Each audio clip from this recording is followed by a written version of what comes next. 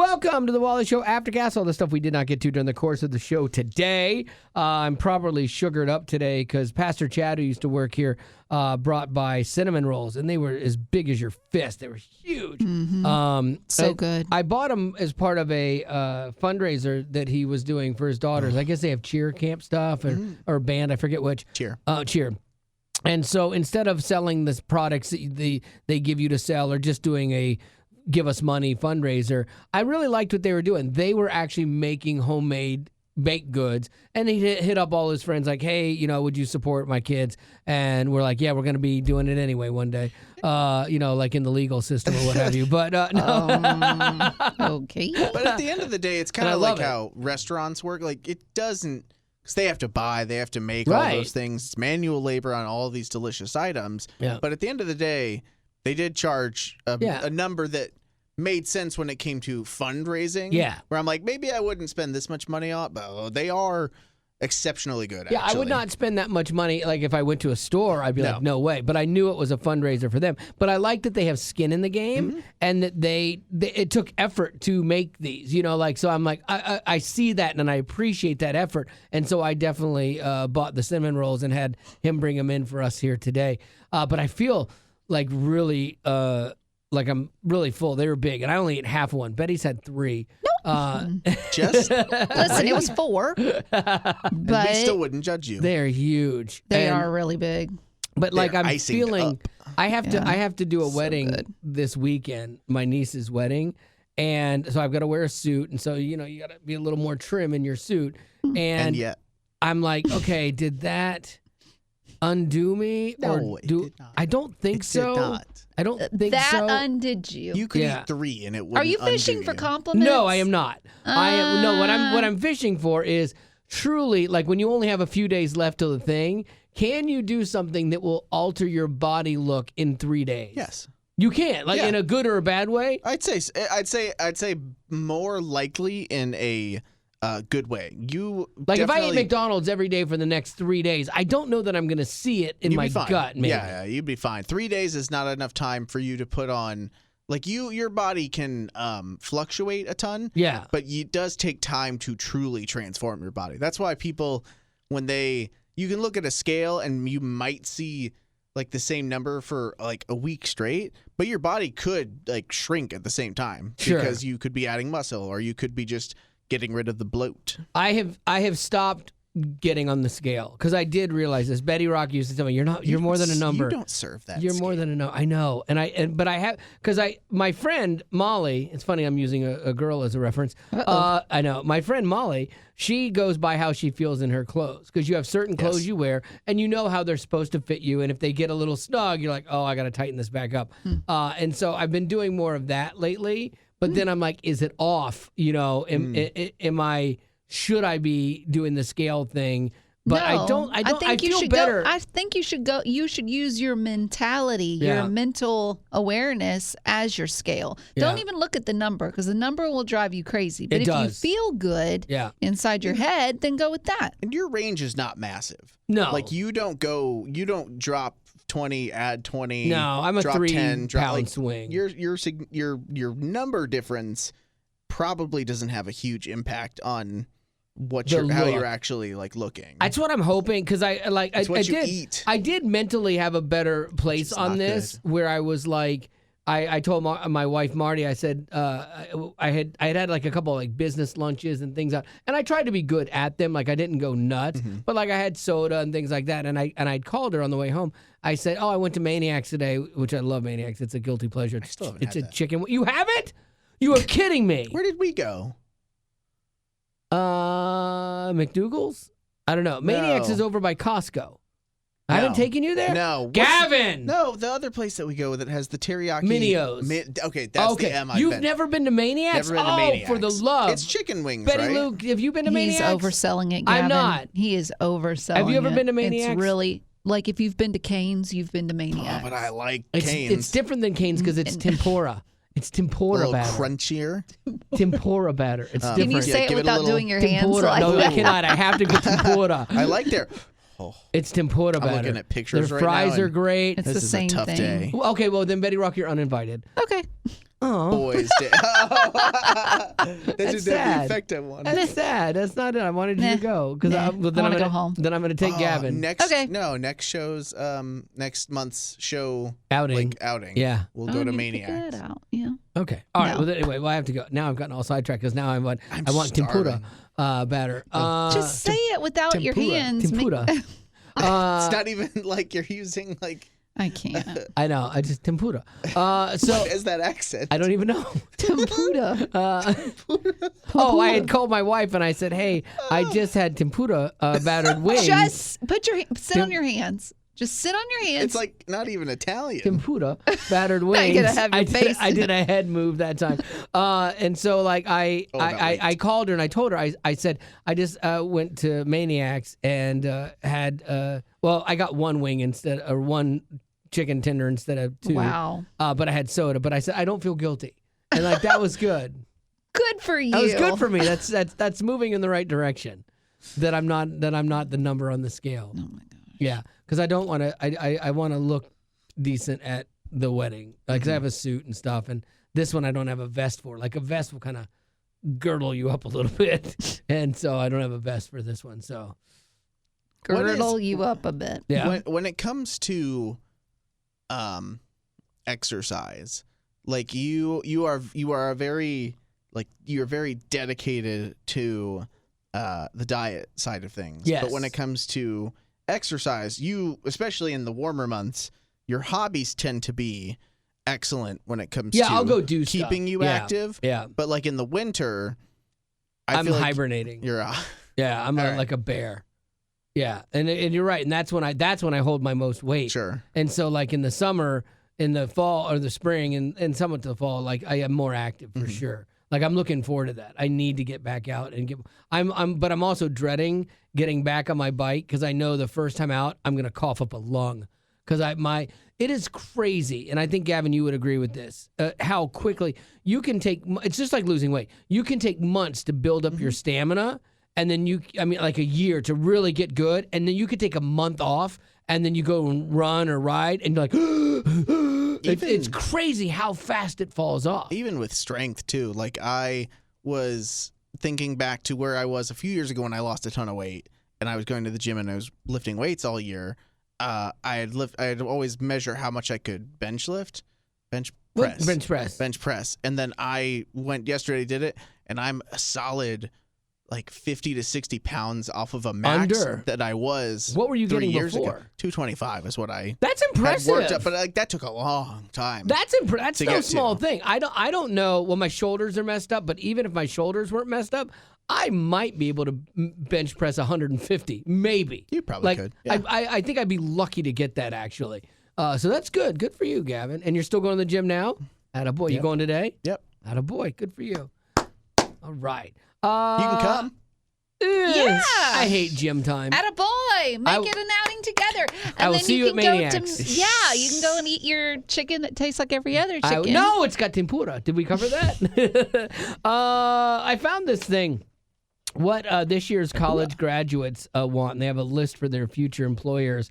And about half of them said they would never accept a job that the company doesn't offer flexible or hybrid work schedules. Like, okay, so you want to work from home or you want to, do that. So you have figured out what your priorities are and you're putting them in line. Okay, well, that's what it goes to say, too. Aside from money, graduates want a supportive work environment with a team that aligns with their values. Almost all of them said they think that it is important that they feel comfortable discussing their mental wellness at work. Oh, my God. It's different because it sounds, but the vernacular that is... That vernacular says that I am bigger than the workforce. Yes. To me. And I think that that's a really... You must listen to all my feelings, everything I feel. I'm going to tell you about them every day, and you're going to have to walk around and dance around my insecurities and my anxieties. No. That's what that says to me. Well, that can be what that says to you. Yeah. But what it says to me is, I've seen you, and when you are able to voice your mental health opinions... What's bothering you in your head to an outside source, you feel better. Not the mental stuff. If I'm able to vent about a dumb decision at work, absolutely. But in your head, you've created the conversations.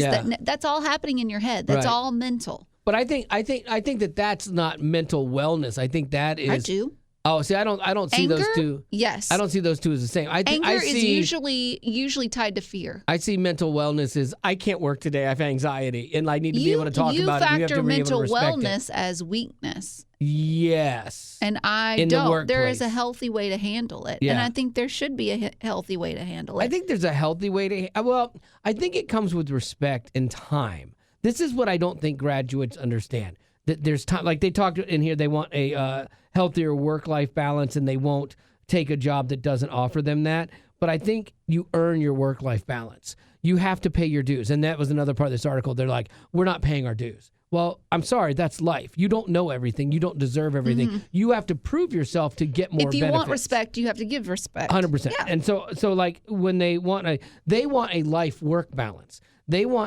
I want to have a great life, and I want to work a little. Versus I want to work so that I can have a great life. They forget that the work is what pays you for your lifestyle. Mm-hmm. And I think that that's where it comes into the sense of entitlement and those things. Like you and me can talk about our mental health, or we can talk about like something that you're struggling with, and it's a friendship thing, and I will listen to you all day. I'll try to help you, and you'll do the same for me. Like I see that very different than the person that's whining about their mental health just in the ether to the halls and things like that. It feels like to me, and it could be wrong, but it feels like to me that when you picture someone who has mental health, but they want to air their mental health grievances, yes, you picture someone who is very weak, someone who lets anything and everything get to them. Because that's my experience. Quickly to things. This is my experience with the younger generation in the workplace. So I would say I don't see mental health that way. And they roll their eyes every time you're like, seriously? No, I see mental health as there is a responsible way to handle it. If you're using it as your victim card, yes, I'm on the boat with you. That's wrong. You shouldn't play the victim card all the time, because if you're going to play the victim, you're not going to get anywhere, and you're not going to accomplish anything, because the world isn't going to cater to you. It's not going to stop for you. I agree with you on that. Right. However, I don't think that you should work in a environment where they could care less about you. Very true. And that if something is bothering you, they just say, well, we don't care. And you would agree with this. If someone told you, we don't want to hear your opinions or what's bothering you mentally about a decision that we've made. We don't want to hear it. You just got to do it. That would bother you. Yeah, that's not the problem. That's not what I'm talking about. What I'm talking about is... To me, is, that counts as mental health. Yeah, see, that to me is work. That to me is working through work issues. And, hey, I don't like this decision. I think it's stupid. And I should be able to vent that to you. I should probably put it better. But to me or to your... To anybody in the workplace. Like, I think that's work. To me, the other stuff is, I'm anxious today, and I just don't feel that I can accomplish my work. And I think you need to not give me as many things to do today because I'm really not in a good headspace. No, then don't do this job. Right. I would agree with that. Okay. But that's what I'm talking about. But I think where we differ is that I see some people who have mental angst. I wouldn't even say issues. I wouldn't say struggles. I think we all have mental angst, things that are bothering you. Today, I will admit, and I gave you a heads up ahead of time. Gavin and I were so thankful for that. I'm on a hair trigger, so don't push me. And we did. And to me, that's considered a mental health situation. But I wouldn't say it's... I need to go to a therapist. I need to take some medication. Sure. It's just having a rough day. Exactly. And that's okay. But to me, that qualifies as if something is bothering me, that the higher ups at the company that I work for, if they've made a decision that doesn't bode well with me, I would respect the company more if they ask for my opinion on it. I know. That to me is all normal. That's work. For example, with your example today. Are we saying the same thing? Yeah, I don't know. No, we're not. With your example today of you, okay? Yeah. We have a relationship. So you can come into me and you can say, I'm not in a good place today. Don't poke the bear. And I go, absolutely. She was like, but I don't want you to walk on eggshells. And then Gavin and I are like, we are dancing on eggshells all day. Well, as long as I say it and you still do it, and it's fine. Yeah, and it's fine. Like, that's part of being friends. That's part of working together. There are shells. Yes. And that's part of respect for each other. But when you go, if you had gone, I am having a rough day today. I'm going to take today off. And I'm not prepared for this today. Like, that's where I have an issue. Like, that's where I'm like, now you're not doing your job. Now you're negatively affecting other people around you. You came in, you did your job great, as always, and it's not a problem. But I think it comes back to respect and how 100%. How you're painting the picture is the employees don't have respect for their company, for their bosses, and you think that if you have a mental health situation, then that automatically puts you in the victim mentality. I think that's how you're seeing it. Okay, because I see that card played so much. People from take the younger advantage generation. of it, for sure. Yeah. And I think those people have ruined it for the people that actually have 100% issues. Yes. And so I think if you battle with anxiety, if you battle with depression, because there are some people that do, they find it harder than most, then I think that it's okay to want that in your company. I think that's a valuable thing. If you can get it, man, that is a huge blessing. I think that, again,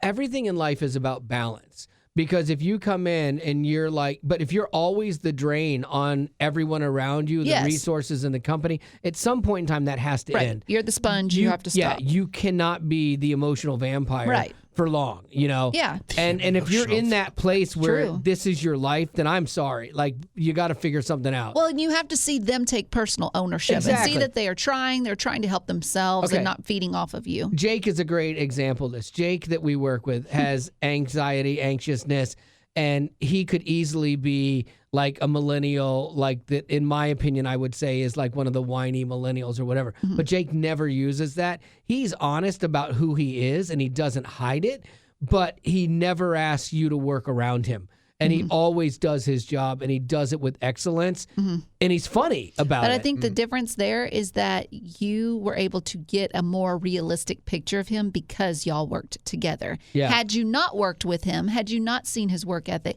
I think you would have put him in that category like of if he worked for the a different victim company. card. Yeah, like the victim card. He's dealing with anxiety. Everything is getting him down. He's fearful about this. You would probably see that as, oh, he's just another one of those. If it was affecting the younger output, generations. But because you've been able to work with him, get a more face-to-face experience with him, I think you've gotten some respect. You've gotten some respect from him. He's gotten some respect from you. You've both shown it to one another. I think what I'm trying to say is we can't just automatically put everyone that has mental health problems in a category because it's not. I generalize. Yeah. I don't think that's fair. I stereotype on that. On the millennial, I definitely stereotype on that for sure. Like, my examples are the broad stroke, stereotypical whiny one that you hear, that you see in TV shows, or that's on the other end of an email where you're like, oh, for the love. Yeah. Today, really, we're going to do this? I do think that in certain areas in your work, and with certain people in your safe place or whatever, that sounds creepy too. But like the people that you trust, then you can tell them where you're at on certain days. But I don't think there's more grace there. Yeah, and I don't think though that you should be that person that brings a lot of that to work. I think that stuff should stay outside. Personally, like my daughter, I remember when she was going for a job interview and she was telling me something that she wanted to say or whatever. I'm like, absolutely not. I said, don't say that. You're being hired by someone that's my generation. You're being hired by somebody, because the person that was talking with them, I'm like, I knew of them, and I'm like, you're being hired by somebody that sees the world the way I don't embarrass me. Exactly, the way I perceive it. And so I'm like, my last name. Yes, exactly. You're dead to me. You want to be Hayden?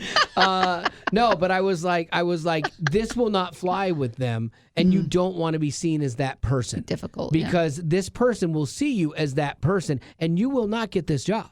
If you become that. I don't remember even thinking about trying to ask anything of my interview process, which I think it is fair to have questions about the company, about the about how the company benefits you in certain ways, whether it's insurance, stuff like that. What's the salary gonna be? Practical stuff, salary, because you can't just take on a job that's not going to pay you well. But to come in and say, I have expectations of how you are going to, and in essence, then apply it to places that you trust are going to be that. If I'm going to a place at the time, Way Media, then I'm like, okay, like I generally feel like I'm going to walk here and have people that care about like, my faith and about me as a person when I walk in this door. I don't have to have bigger questions when it comes to this. And if you're going to work for a place that's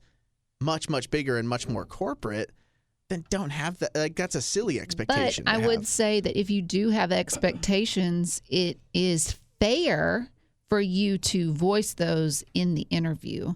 Because if you have questions like, hey, I like to take a nap between 2 and 3, bring that up in the interview. Just know it could cost you. Yeah, but know that it could be a yes or a no. Right. Because it's unfair to not ask those questions or not voice your expectations, then get the job and then do You're those miserable, things. they're miserable. Yeah, Right. I mean, if you're upfront about it, just know it will cost you in certain situations. But to Gavin's point, if you do your research on the company, other companies that are they're pet friendly, like Google, because they want you working there so much that they make a lot of the life things better for you at work. Mm-hmm. And so if that's what you need a nap pod to recharge, Google's your place to work. Which brings me to my You next need a point. nap pod to work with me? Absolutely not. I'll knock you out. No. You're going to knock me out? I will. I like to see you try, Not with sir. a fist. I'd drug you. Then we win-win. Chloroform. That's great. I get to go and take a nap, a drug-induced nap fine. I'm not picky. Yeah. I don't know. Part of me, I don't think you should be unavailable during the workday, for any stretch of time per se. Like if I go on a walk, If you gave me a call and you're like, I need this now, all right, turn around, go right back. Come on back. Yeah. I don't feel like it's reasonable. reasonable. And I don't ever say, oh, don't go on a walk. You need to be in the office when I'm in the office. No, if you need to do that, don't call it a mental health walk. I don't. Thank you. I do. I hate that. I like that Betty does. But if you need it, you're exercising. Walk, no. We're all gonna take a wellness walk. But if I need something, I know Gavin will be like, hey, I'm on a walk, I'll head back, And wellness walk. Wellness how many walk. times have you needed All something gonna and you take couldn't a get a hold of wellness somebody during the day and you're like, why during the middle of the day can I not get a hold of you? This is work. And it frustrates you to no end. Mm-hmm. That's the kind of place I don't want to work at because it drives me nuts. So anyway, what do you got, Lady Rock? Well, I have story about, I thought it was great. It was kidding good. me? A story about Will Forte. So he was on SNL and he was on Parks and Rec episode where he wanted to put the Twilight series in the time capsule. Do you remember that? I'm having trouble picturing He's him. like a unique guy. Can you show Wally a pull him picture? up. I'm having trouble picturing him. Do you remember that episode where he handcuffed himself to Leslie Knope's office chair so that he could add the Twilight to the series? time capsule? Yeah. I couldn't tell you other things this guy's been in, but I totally recognize the face. Okay, yeah. I totally got Did not him. know Will his name Forte. until. Yeah, I totally got him. So I have a story about him, how he learned that not everything is funny. I don't know. I'm still learning. I'm working on it. Like, not everything he says is funny, or... Well, I'll take you through the story. Yeah. So he was asked about, to share his most embarrassing or one that he regretted joke that he made. And he said it was back when he was 14 years old. He saw that his mom was coming home. So he quickly wrote a suicide note, okay? And then he dropped face first on his mother's bathroom floor so that she would find him with the note. That he had offed and himself. he wanted to trick her into thinking he had ended himself. Yeah. And he says to this day, he's probably in his 50s now, he still can remember his mom's scream when she found him. Oh, and so he knew he knew she loved him. Mission accomplished. No, when she believed that he had ended himself. Yeah. So all that to say, he said, I have realized that not everything is funny. When it comes to comedy, if something... If what you're saying hurts someone or makes fun of someone, oh, that's not true. Then it's not funny. Okay. Now, wait a minute. Okay. You remember what Nate Bargatze said about himself I don't when remember. he was talking about hosting the Emmys or the Oscars? What is it that he's doing? He's hosting one of them. The Emmys. He said, I don't like to make others the butt of the joke. Sure. I am the butt of the joke. Did like that. So you can laugh at me. But they're still a victim. It's him. You're still making fun of somebody. Right. And so maybe comedy but that's needs that. Yeah, but maybe Will Forte is saying, I don't say things that are going to hurt others or make fun of them. I will say things that might make fun of me. Right. Like I do understand that. For the longest time in my career, everything was funny. Like it didn't like there was nothing should be off limits is how I used to look at it. And I do realize that there are things that that is not funny. Like his story with his mom, and he probably as a 14-year-old kid is having a great time with it, but he doesn't understand what parents go through and how much that could destroy somebody. You know, you don't think of the aftermath of something, of a joke, until after. A lot of times because you don't see it. typically, as you grow older, you should mature. You should, yes. Like typically, you would see the brain develop and be able to make cognitive thoughts. I have thought about that same joke to my wife, like because I'm getting older and make her think I had a heart attack. I know, and so I've thought about that. But then the other part of me is like, if she calls some dude I don't know, like that's going to be horrible. The plan works. Exactly. the poison finally landed. What? Joke's on you. Exactly. No. So She calls your lawyer. All right. So. Oh no, she's calling my insurance agent immediately. Brad, how you doing? Yeah, he's gone. He's not even cold in his grave. Brad's crying, and my wife is like, "Stop crying, Brad. Man up. We need to get this money." Wouldn't you just be a little proud though of her? Probably.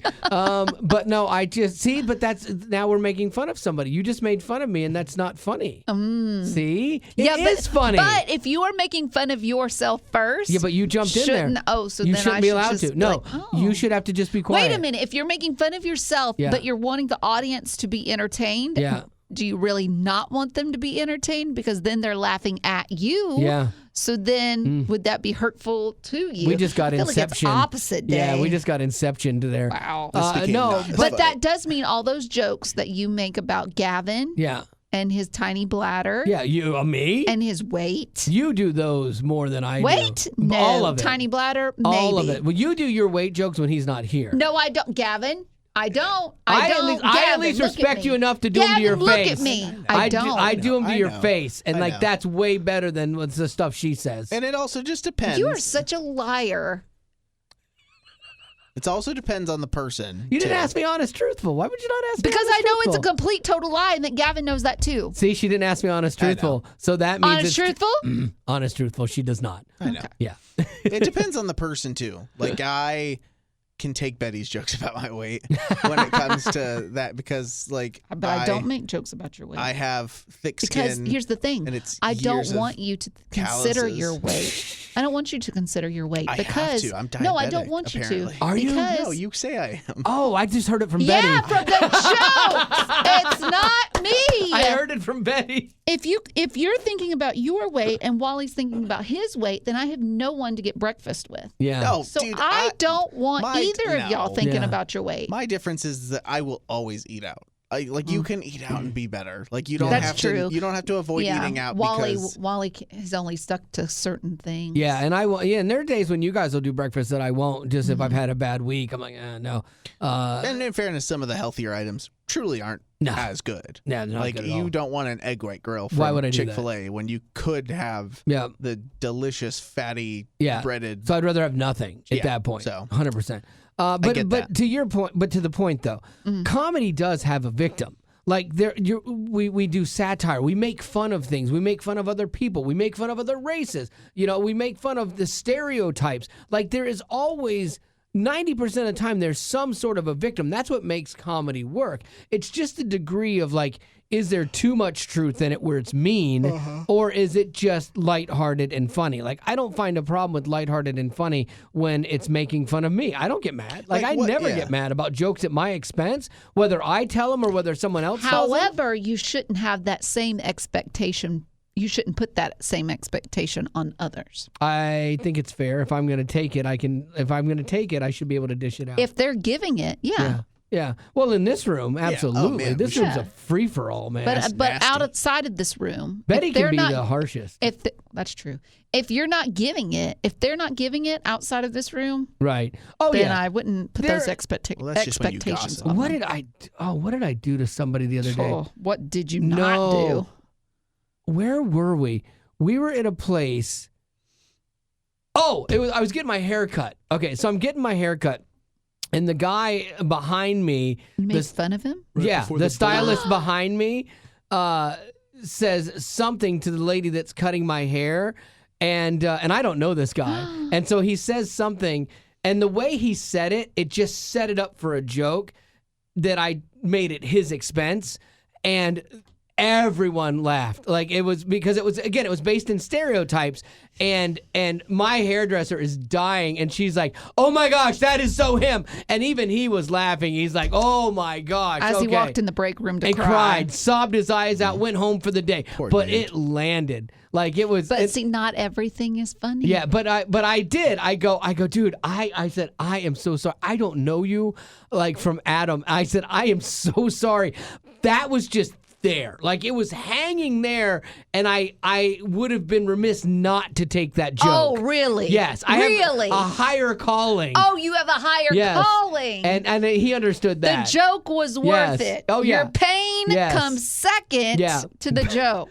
Me, because it was so fast too. I was so on it, and it was so direct, and it was like, but instantly I'm like, oh, dude, I am so sorry. See, I'm gonna start a sticker chart where you get a frowny face every time you use the excuse, "That's just the way I'm wired," or you say it and then apologize after. I love this. No, let's go for you're it. not supposed. You know what? I'm going to give you good job stickers. No, I want brownie face stickers. I'm giving you good job stickers. Every time you do something wrong. That defeats the purpose. Too bad. I need the frowny face. It's my sticker chart.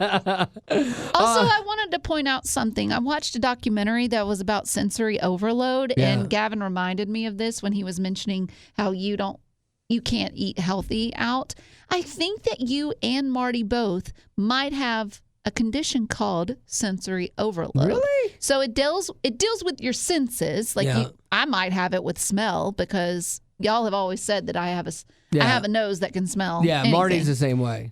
So maybe it might be, but it has to do with if lights are too bright or sounds are too loud or textures bother you, things like that. That's all Marty. Okay, every one of those things. Okay, so it's actually sensory overload, and it can show up in your taste as well. So if her taste buds don't like strong or unfamiliar flavors, textures, or temperatures. Yeah. I think she has sensory overload. And texture is a huge thing for her. Like, it's funny to watch her walk through a store too. She'll touch everything. Oh, that's right. She's very tactile. And so like and like she'll call me over to something and be like, "Oh, look at this, feel it." I'm like, "Okay." And then it's like some lady's wearing it. No. Yeah, like she and noise. Like noise is worse than light. Light gives her headaches, but light, so she does. Yeah. She has sensory overload. It can be a condition of a mental illness, but not all the time. Oh, that checks out. She married you, so. I know. There you go. Again, another joke at my expense. I'm sorry. See how good that feels? See how good that feels? I'm giving you a good job sticker. It's terrible. When you do it will actually be a good job sticker. All right, let's move on to birthdays. Okay, birthdays, go. Ryan wants to wish Jonathan a happy birthday. Jonathan is his best friend. Nice. Aww. Hey, Jay. That's awesome that y'all are best friends. I wish I had a best friend. You do have a best friend, don't you? Jesus. I do. See, it's funny. That, Gavin. I'm sorry. Me and Diabetic Dave. That's not funny. I'm not laughing at that joke, Gavin. I find it funny. It was about myself. You can laugh at it. I will not. Do you guys think you're funny? Yes. Do you think you're funny? I know think I'm funny. tolerable. I think I'm very funny. Yeah, like I was asking a buddy of mine the other day. Yeah. That again, I'm like a quiet. You're quiet, quippy, funny. Quiet and quippy, but at the end of the day, I'm like, you know what? Forget about this. I'm like really funny. You are quietly funny, and you do your brand you say of funny things well. Off, like where I can't hear them. Yeah, and you'll be over there going. Like he whispers to himself. In this format with me being like very over the top, you being subtle and subdued and quick hits works really well on the radio. Betty is unintentionally funny, and that's what. But and you're welcome. Yeah, but then there's times like where your quips or your things are just direct electric. funny, like make me gut laugh funny. So yeah, Betty's funny. and I appreciate that about her too. So. Question. Sorry. Yes. Yeah. 34 minutes. Ryan, it's a short one. Okay. Ryan wants to know. Oh, Ryan, hi. What is your half birthday? I looked it up. I don't know. I looked it up. All of ours? Yep. Okay. But I wanted to know, do y'all know your half birthdays? Idea. I have no idea. 1, 2, somewhere in like April 6th. Yes. Yeah. Well, you're the mathematician. Yeah. So Gavin's birthday is October 6th. Mine is but something his half November birthday is 6th. April. Mine's 6th. something 3.5. Yours is August 7th, so you're February 7th. It's February. Oh, I cut it in half. I cut the 7.5 my to birthday's in 3.5. November, Betty. So stupid. And that checks out with Wally with dyslexia. Wait, my half birthday is February 7th. Is it really? Because that's my wife's birthday. My birthday's in November. My wife's birthday is on my half What birthday. did I write? October. We should. Oh, my bad. We should both be celebrating every year. Maybe she'll get me gifts. On your half birthday, which is her actual birthday. What you should do is buy her a gift that also benefits you. That's a great idea. Because then it's a win-win. Next year, I'm totally doing that. Yeah. There's only one significant half birthday in life, and that's when you're 6 months old, I feel like. After that, yeah. I don't know if I can tolerate. My half birthday, May 5th, is November 5th. Oh, it's like right before mine. Yeah. Which is not So Gavin's birthday is Your November. actual birthday is coming up, though. I know. You are 2 weeks away-ish. Oh, my gosh. I know. That's so stressful. It's a big one. It's so stressful. It's a very significant Do you one. think 30 is going to mess you up? No. Yeah. I'll tell you what. Bennett's already done that. So. He's already messed you up. 30 didn't mess me up at all. I didn't think twice about 30. 30 is odd to me because of how vivid, like my 19, 20, like that era is just so vivid to me. Whereas 10, I'm like, I don't totally remember being 10, but I remember being 20 and it feels like it was yesterday.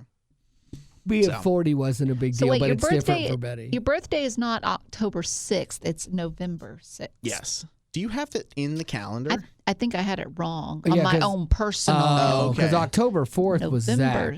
Oh, that makes sense. November 6th. When was his? October 4th. That's right. It was always around the Country Ham Festival. I think he's 10. 84. Is he 10 years younger than me? No, that would put him 46. No, he's got to be more than that. I do 40s? Have it there. Although he's older than Betty. Yeah. So he might be mid-40s. Maybe he's 46, 47. Huh? Yeah, something like that. Dang, I didn't think of that. That seems old for him. Because you probably met him at about my age. Yeah, because I was 38, so he would have probably been 28. Yeah. Just a baby. I know. And then I was 21. You were 21. Ooh, I know. Child. Just a baby. That's crazy. Just a baby. All right. Well, that's going to have to do it for our Aftercast for today. Again. I know. You'd tell her to run, but she didn't. But she wouldn't. That's the thing. She'd stay here because she's a glutton for punishment. All right. That's going to do it for your Aftercast. Thanks for being a potty. Growing up in poverty has never been easy for children, but with the added challenges of the pandemic, conflict, and natural disasters, families around the world are facing an unprecedented food crisis. Unfortunately, those who are already hungry are now even more desperate.